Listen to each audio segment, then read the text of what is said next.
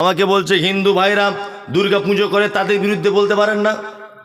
হিন্দু ভাইরা কালী পুজো করে, আপনি তাদের বিরুদ্ধে বলতে পারেন না?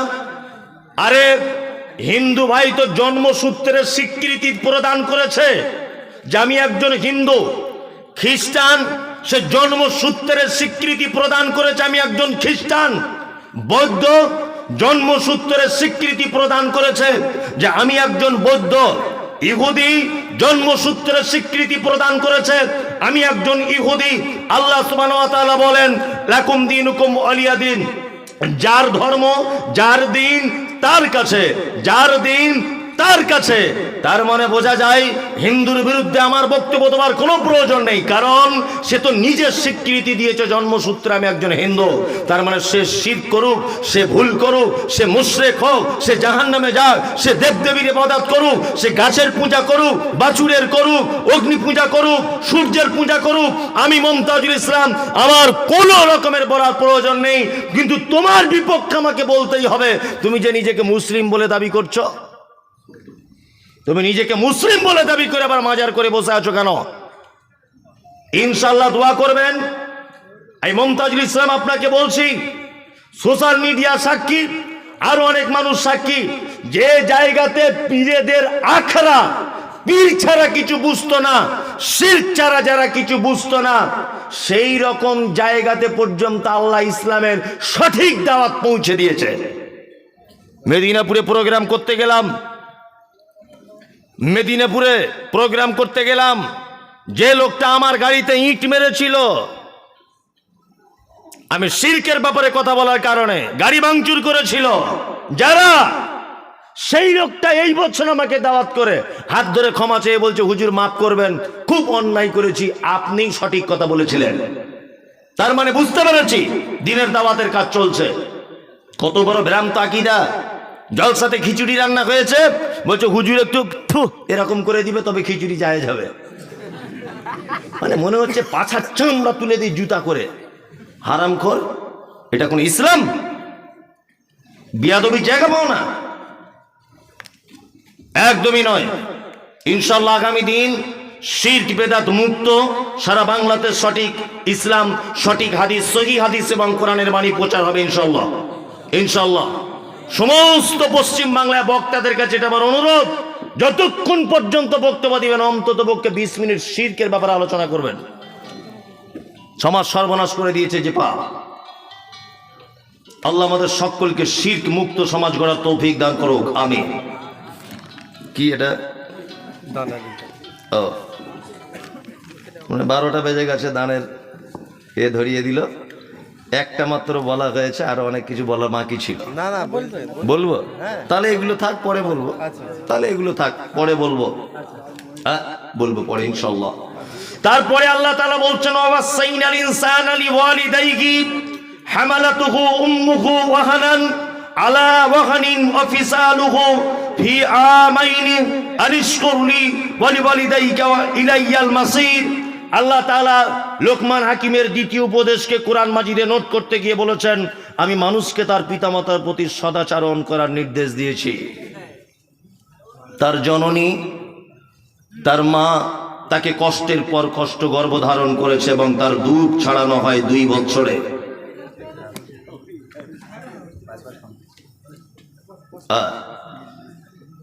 এইদিকে ফিরুন।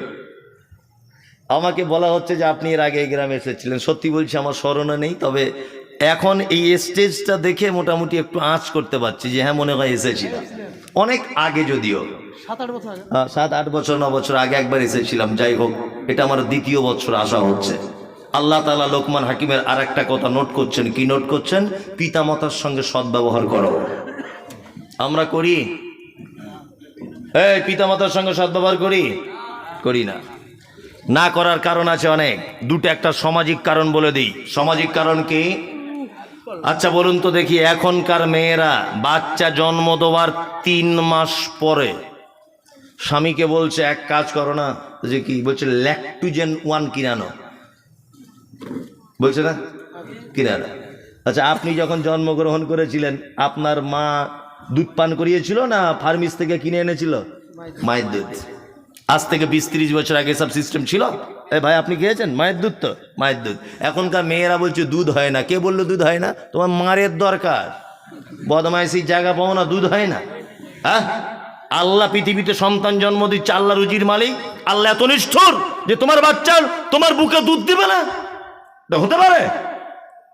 ওসব কিছু নয়। স্বামী ওর স্ত্রীকে বলছে তোমার একটু গ্ল্যামারটা ধরে রাখতে হবে না? হ্যাঁ, ও তখন বলছে একটু ফিটনেস রাখতে হবে, দুধ দেওয়া যাবে না, তোমার বুড়ো বয়সে ঝাঁটা ছাড়া কিছু দ্বিতীয় পাবে না। পর্যাপ্ত পরিমাণে একটা মায়ের দুধ পান করবে শিশু, তবেই তো মায়ের সঙ্গে সন্তানের প্রেম ভালোবাসা বাড়বে। বাড়বে কি বাড়বে না? বাড়বে। নাম্বার 2, সন্তানদেরকে আমরা টাইম দিই না। একটা সমাজে মারাত্মক ক্ষতি চলছে। যদি বলছেন আপনি এত অন্যায় কথা বলতে পারছেন, অন্যায় আপনার চোখে হতে পারে। আমি পৃথিবীর বড় বড় বড় বড় জ্ঞানীদের মানুষ কথা নকল করে আপনাকে বলছি। এই যে শিশু স্কুলগুলো হয়েছে, 4 বছর বয়স একটা ছেলে, 3 বছর বয়স একটা ছেলে, তার মা দেখছি তাকে জামা কাপড় পরিয়ে গাড়িতে তুলে দিচ্ছি, স্কুলে চলে যাও। 3 বছর বয়স, ওর এখন পড়াশোনা করার বয়স 3 বছর। ও তো মায়ের সঙ্গে স্পর্শে থাকবে, মায়ের ভালোবাসা আদর খাবে, ও বাড়িতে থাকবে। 5 বছর 6 বছর বয়স হবে তখন স্কুলে ভর্তি হবে। বলছে আমার ছেলে ইংলিশ মিডিয়ামে পড়ে। বয়স কত? বলছে 3 বছর। 3 বছরে ঘোড়ার ডিম শিখবে। 3 বছরে স্কুল লাগে না, 3 বছরে পৃথিবীর সব থেকে বড় বিদ্যালয় তুমি নিজের কাছে রাখো। মানে এক কথায় মা একটু ফ্রি টাইম, একাকী মোবাইল ঘাটার সুযোগ বার করেছে। যে 3 বছরের ছেলে স্কুলে চলে গেছে, এখন 4 ঘন্টা আসবে না 5 ঘন্টা, এই সুযোগে একটু মোবাইল ঘাটছে, গান দেখছে, এই করছে তাই করছে। করছে কি করছে না? করছে। আল্লাহু আকবার। পিতামাতা খুব ইম্পর্টেন্ট। পৃথিবীতে 2টি মানুষের সেবা যত্ন করার মাধ্যমে জান্নাত যাওয়া যায়। কটি মানুষ? 2টি। এক হচ্ছে আব্বা, এক হচ্ছে মা। এক হচ্ছে আব্বা, এক হচ্ছে মা। বাপের থেকে মায়ের মর্যাদা আরো অনেক বেশি। নবীজি বলেছেন তোমার মায়ের পায়ের তলায় জান্নাত। আমাদের সমাজে কথা প্রচলিত আছে পিতা মাতার পায়ের তলায় জান্নাত। এ কথা ঠিক নয়, এ হাদিস ঠিক নয়। মায়ের পায়ের তলাতেই জান্নাত। আল্লাহ সুবহানাহু ওয়া তাআলা পিতা মাতার মর্যাদা বাড়াতে গিয়ে বলেছেন ইয়াসআলুনাকা মাযা ইউনফিকুন কুল মা আনফাকতুম মিন খাইরিন ফালিল ওয়ালিদাইন ওয়াল আকরাবিন ওয়াল ইয়াতামা ওয়াল মাসাকিন ওয়া বনিস সাবিল ওয়া মা তাফআলু মিন খাইরিন ফাইন্নাল্লাহা বিহি আলিম। নবীজিকে জিজ্ঞাসা করা হচ্ছে, নবী মুহাম্মদ সাল্লাল্লাহু আলাইহি ওয়াসাল্লাম আপনি বলুন সারা পৃথিবীতে যত দান করার জায়গা আছে, মানুষ যত টাকা পয়সা খরচা করে, জলসাতে করে, মাদ্রাসায় করে, অনাথ আশ্রমে করে, এতিমখানায় করে, ঈদগাহে করে, কবরস্থানে করে, বিধবাকে করে, এতিমকে করে, ফকিরকে করে, মিসকিনকে করে, যত জায়গাতে মানুষ টাকা ব্যয় করে সব থেকে উত্তম জায়গা কোনটা? আল্লাহ নবী সাল্লাল্লাহু আলাইহি ওয়াসাল্লাম আবার কোরআন দিয়ে বলছেন প্রশ্নকারীদের, কুল নবী আপনি বলুন মা আনফাকতুম মিন খাইরিন ফালিল ওয়ালিদাইন ওয়াল আকরাবিন ওয়াল ইয়াতামা ওয়াল মাসাকিন ওয়া বনিস সাবিল ওয়া মা তাফআলু মিন খাইরিন ফাইন্নাল্লাহা বিহি আলিম। শোনো, একটা সন্তান তার পিতামাতার জন্য যে টাকাটা ব্যয় করে, এটা হচ্ছে পৃথিবীর সব থেকে উত্তম ব্যয় করার জায়গা। কি বলছি বুঝতে পারছেন? শিশু মাদ্রাসায় 10,000 টাকা দান করলেন, 10,000 নেকি হলো।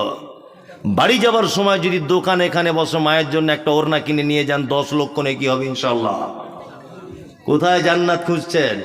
হ্যাঁ, টাকা বেশি আছে নিয়ে শুধু ওমরা হজ করতে যাচ্ছে। বলছে শুধু ওমরা হজ, বলছে আমি 2 নম্বর হাজি, আমি 3 নম্বর হাজি। মানে 3 নম্বর বলে ডুপ্লিকেট নয়, 3 বারের হাজি।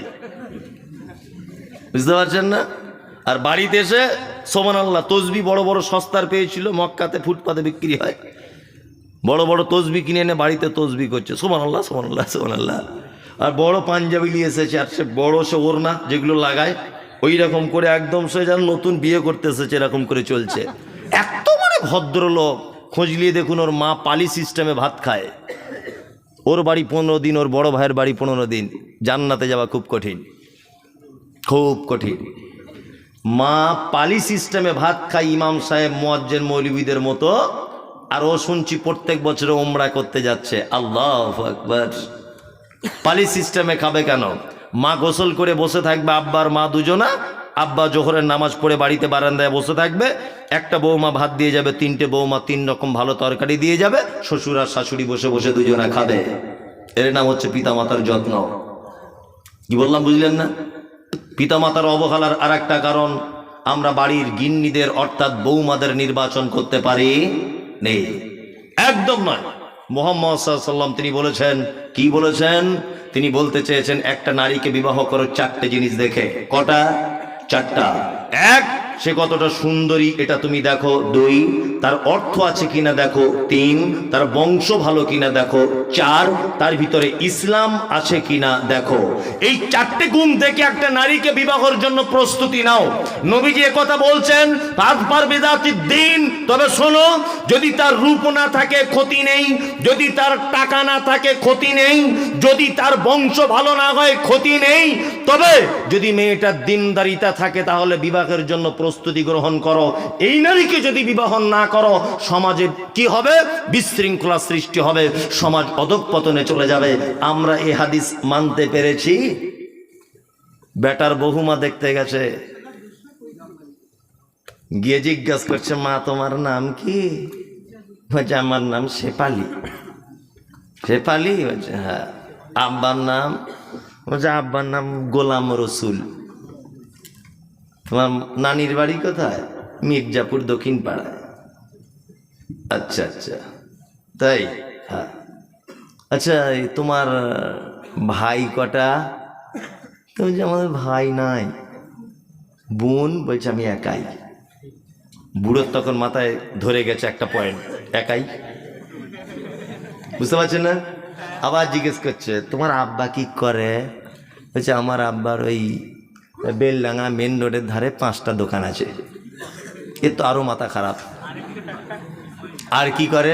আর 3টে বাস আছে, বহরমপুর থেকে আরাধনা বাস 3টে, বহরমপুর থেকে কলকাতায় চলে। বলছে তাই? বলছে হ্যাঁ। তখন বলছে মা তুমি কতটা পড়াশুনো জানো? তা হচ্ছে উচ্চ মাধ্যমিক পড়ে বসে আছি, আর স্কুলে যাই না। বলছে তাই? বলছে হ্যাঁ। বলছে তাহলে বসেই আছো? বলছে না, বসে ঠিক থাকি না, মাঝে সাঝে টিকটকে ভিডিও করি। বুড়ো তখন বলছে টিকটক মানে? বলছে ওই ড্যান্স করে টিকটকে, মোবাইলে দেখেন না? বলছে উরি বাবা, মনে মনে ভাবছে আবার নায়িকাও বটে।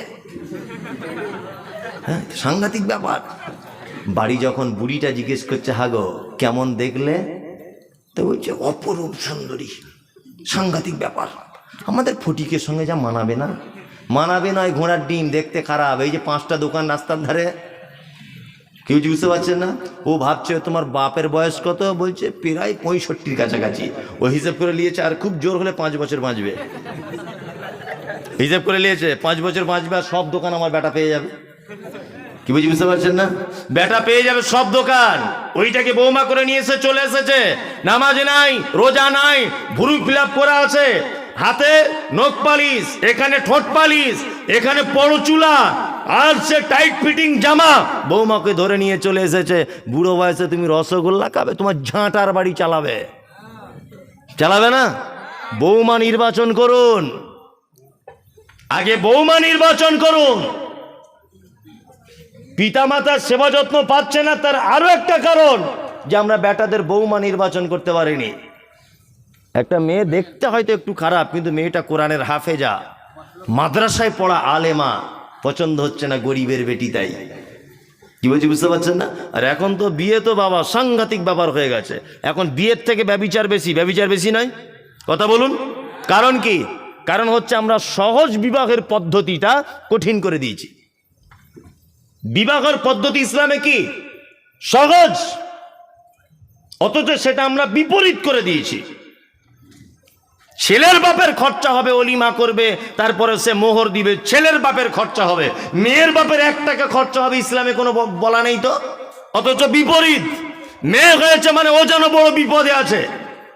হচ্ছে কি হচ্ছে না? আপনাদের এখানে হয়তো এসব বিয়েতে টাকা পয়সা সিস্টেম নেই, আমাদের এদিকে আছে। আপনাদের এদিকে আছে? আপনাদের এদিকেও হয়?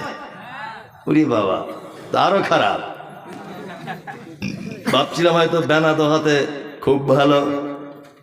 খুব ভালো শুনেছিলাম, তবে যেমন ভালো তেমন রিপোর্ট অনেক খারাপও পেলাম।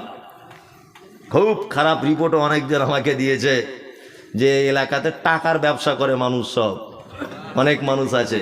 কথা সত্য, অনেক মানুষ করে, তাই না? টাকার ব্যবসা করে, ব্যবসার খুঁজে পাওয়া যায় না। হ্যাঁ, অনেক মানুষই করে। যারা করে আল্লাহ তুমি তাদেরকে সঠিক দিন বোঝার তৌফিক দান করো, আমিন।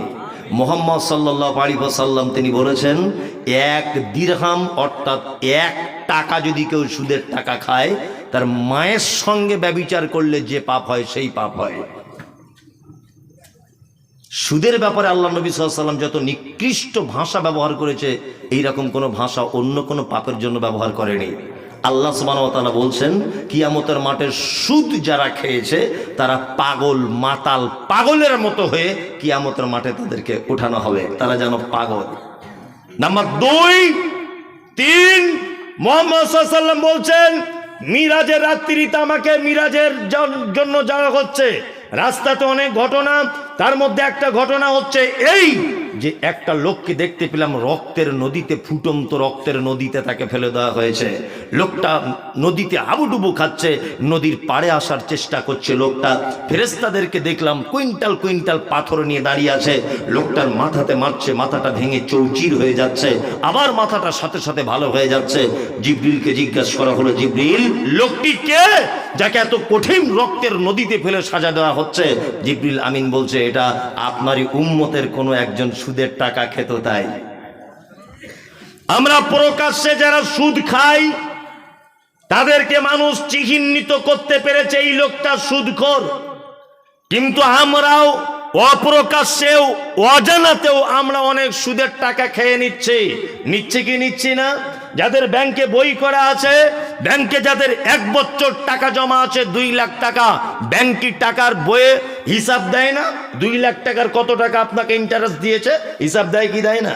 বইটা যখন মেশিনের ভিতরে ঢোকাবেন দেখবেন কত পার্সেন্ট আপনি টাকা পেলেন সুদের, কত টাকা কোন তারিখে জমা করেছেন, কত টাকা কোন তারিখে তুলেছেন, সব ডিটেলস থাকে কি থাকে না? একটা লোক বলুন তো দেখি যে ব্যাংকের বইটা আপডেট করার পরে আমার সুদের অংশ ব্যাংক আমাকে যেটা দিয়েছে আমি আল্লাহর ভয়ে টাকাটা বার করে ছুঁড়ে ফেলে দিয়েছি, একটা লোক বলুন? মাশাআল্লাহ, একজন, আর কেউ 2 জন 3 জন। তাহলে আপনি কেন এই কথা বলতে গেলেন 2 তলা বাড়ির লোকটা সুদে টাকা খায়?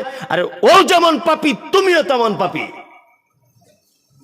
তোমার বউ যে বন্ধনের টাকা নিয়েছে, এই ও টাকার ব্যবসা করে দোষ করেছে, আর তোমার বউ যে বন্ধনের পিছনে পিছনে ঘুরছে, হ্যাঁ, সুদ, সবই সুদ। খুব সাবধানে থাকবেন, পিতামাতার সঙ্গে সদ্ব্যবহার করবেন। জান্নাতে যাবার পৃথিবীতে কোনো মানুষের মাধ্যমে যদি যাওয়া যায়, পিতামাতার সেবা করলে জান্নাত যাওয়া যায়, জান্নাত যাওয়া যায়। আল্লাহ সুবহানাহু ওয়া তাআলা আরো অনেক কথা বলছেন, তারপরে আমি আর কথা বলছি না, এটা মাদ্রাসার প্রোগ্রাম। আমার কাছে অনেকজন অনেক কথা জানতে চেয়েছেন, তার মধ্যে একটা জানা হচ্ছে যে ফিলিস্তিন আর ইসরায়েলের যে সমস্যা চলছে এই মুহূর্তে, এই ব্যাপারে কিছু কথা বলুন। দেখুন, সর্বপ্রথম আমাদেরকে জেনে নিতে হবে আল্লাহ সুবহানাহু ওয়া তাআলা পবিত্র আল কোরআনে কথা বলেছেন যে ইহুদি খ্রিস্টানরা তোমাদের প্রকাশ্যে দুশমন। পৃথিবীতে 3টে ঐতিহ্যবাহী এবং নেকি পাওয়া যায়, এই রকম 3টে জায়গার কথা বলা হয়েছে। 1, বাইতুল্লাহ, এখানে আপনি নেকির উদ্দেশ্যে যেতে পারেন।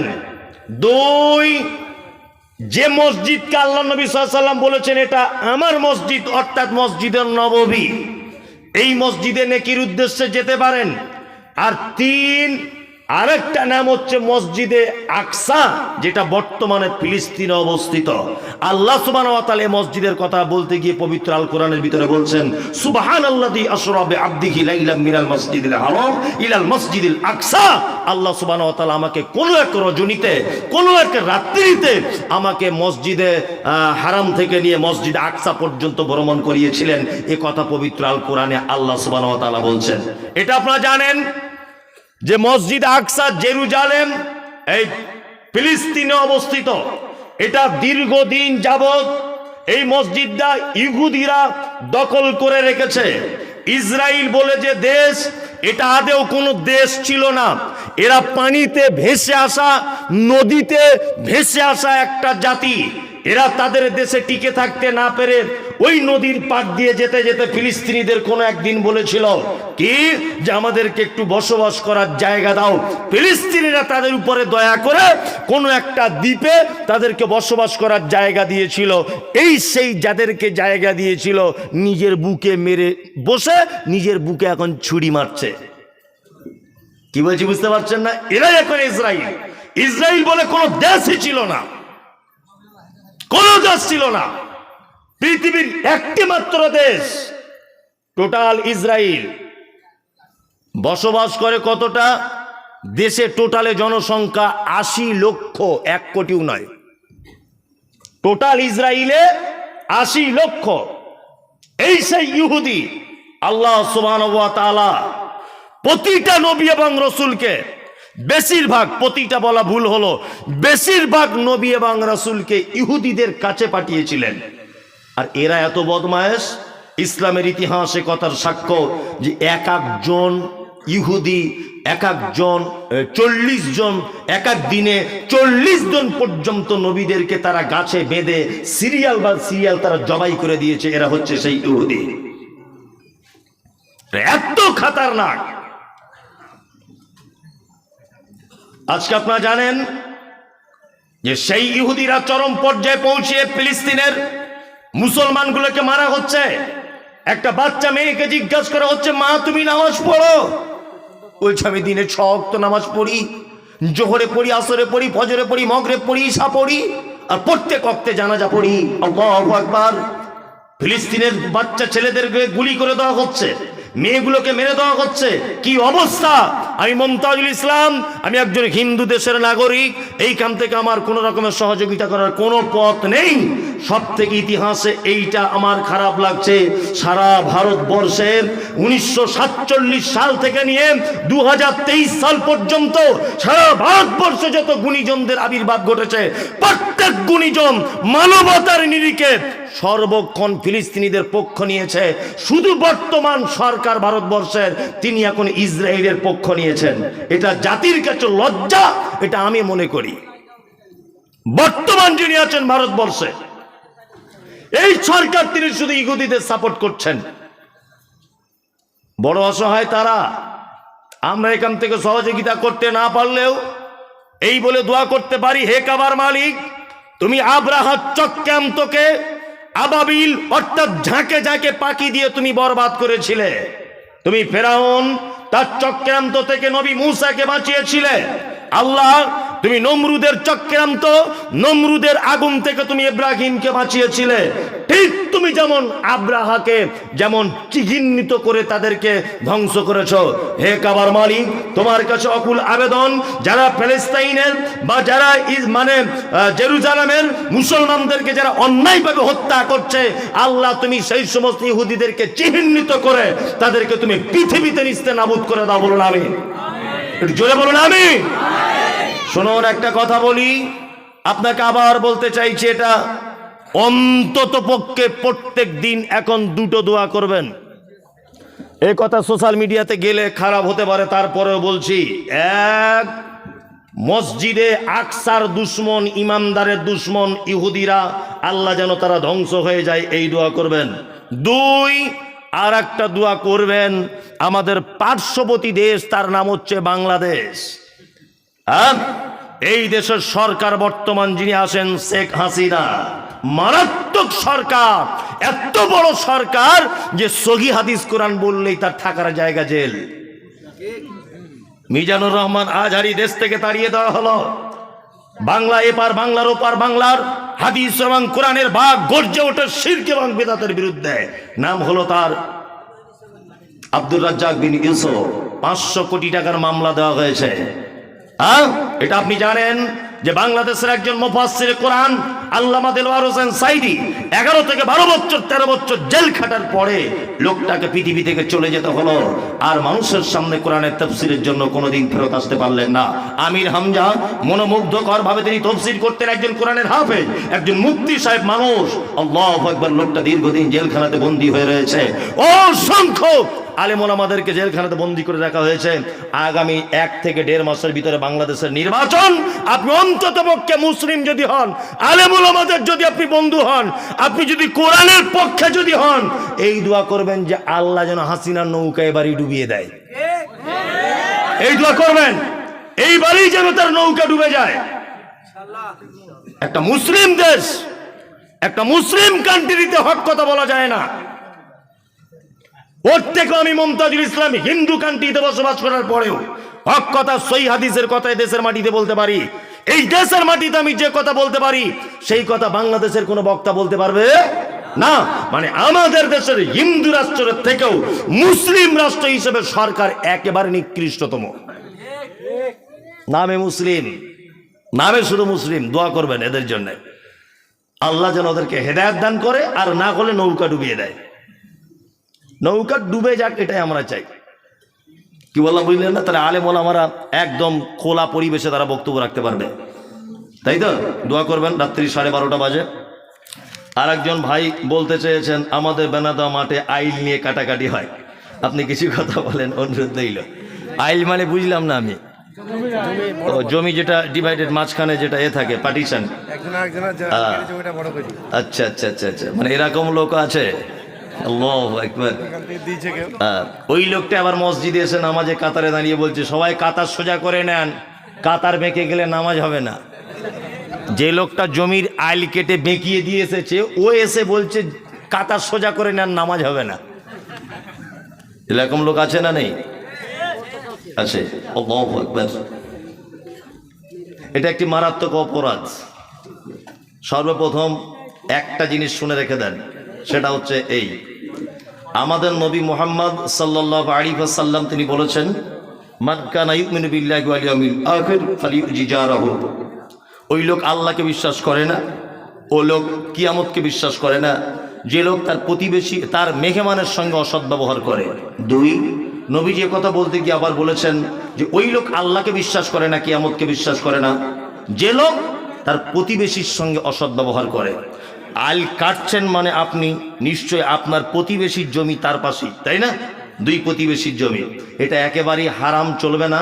আমাদের নবী মুহাম্মদ সাল্লাল্লাহু আলাইহি ওয়াসাল্লাম বলেছেন কোন মানুষ যদি কোনো মানুষের অন্যায় ভাগে 1 বিঘা জমি যদি দখল করে, কোনো ছলচাতুরি চালাকি করে যদি জমি দখল করে বা জমি বাড়িয়ে নেয়, তাহলে 7 তবক জমিন কিয়ামতের মাঠে তার ঘাড়ের উপরে চাপিয়ে দেওয়া হবে। খুব বড় বিপদ। কি বললাম বুঝলেন না? মানে যত ধান আল কাটলে ওই জায়গাটায় বেশি হয়। সারা জমি পড়ে আছে, কোথাও ফসল ভালো হয় না, তোমার আল কাটার ঢং এলো কেন? কিছু লোক এরকম আছে না, এমন আইল করে রেখেছে যে মানে মানুষ একটা পায়ে হেঁটে যাবে এরকমও কোনো পরিস্থিতি নেই, তাই না? আল্লাহু আকবার। এটা হারাম, চলবে না। আপনি এমনি ধান লাগাচ্ছেন, কোনো সবজি, আলটা একটু পরিষ্কার করুন, সেটা আলাদা ব্যাপার, ঘাস টাসগুলো পরিষ্কার করুন, আলাদা ব্যাপার। আপনি কাটতে যাবেন কেন? হ্যাঁ, আর এই নিয়ত কেন আপনার যে আমার জমি বেড়ে যাবে? দুনিয়াতে বাড়লেও আখিরাতে আপনার বরবাদ হয়ে যাচ্ছে। একটা মানুষ কত বছর বাঁচে বলুন তো? হ্যাঁ, 60 বছর। বোকা কথা, 60 বছরের মধ্যে 30 বছর ঘুমায়, ঘুমায় না? ঘুমায়। বেঁচে থাকলো তাহলে কত বছর? 30 বছর। 30 বছরের মধ্যে বাচ্চা কাল 10 বছর পর্যন্ত মাইনাস করে দাও।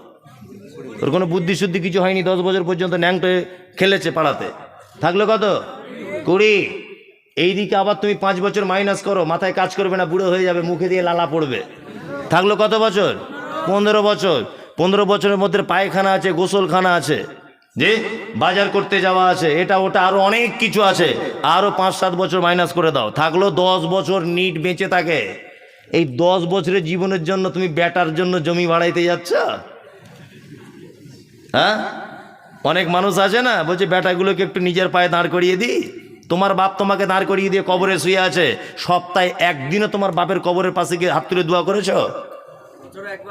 একবারও যায় না বছরে। ঈদ কুরবানি, কুরবানির দিনে, তাও আবার কুরবানির দিনে দোয়া করতেই হবে এই মনে করে গেলে বেদাত হয়ে যাবে। এটাও যেন মাথায় থাকে। কুরবানির দিন আর ঈদের দিনে আমার আব্বার কবর জিয়ারত করতেই হবে, এটা মনে করে গেলে আবার বেদাত হবে। বেদাত মারাত্মক ভয়ঙ্কর পাপ, গুড়ের থেকে মিষ্টি কিন্তু ফলাফল খুব তিতো। বেদাত গুড়ের থেকে মিষ্টি, ফলাফল খুব তিতো। নবীজি বলেছেন কুল্লু বিদআতিন যালালা কুল্লু যালালাতিন ফিন্নার। প্রত্যেক নতুন কাজ ভ্রষ্টতা, প্রত্যেক ভ্রষ্টকারী স্থান মধ্যে, নার মানে আগুন। খুব সাবধান, জমির আলটাল কাটিয়েন না, একেবারেই কাটিয়েন না। যারা কাটছেন ভাই, আপনি দয়া করে এগুলো বন্ধ করার চেষ্টা করেন।